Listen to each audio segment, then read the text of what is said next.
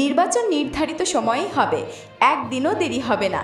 প্রধান উপদেষ্টার প্রেস সচিব শফিকুল আলম বলেছেন, আগামী ৫-৬টা দিন খুবই গুরুত্বপূর্ণ।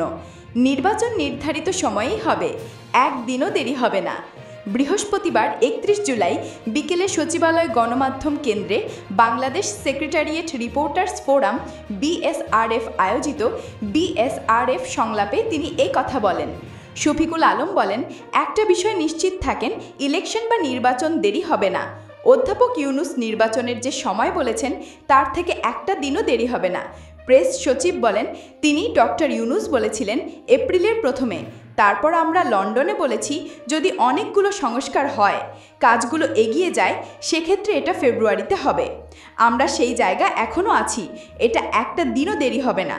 BSRF-এর সভাপতি মাসুদুল হকের সভাপতিত্বে বক্তব্য দেন প্রধান তথ্য কর্মকর্তা নিজামুল কবির। সংলাপ সঞ্চালনা করেন সাধারণ সম্পাদক উবাইদুল্লাহ বাদল।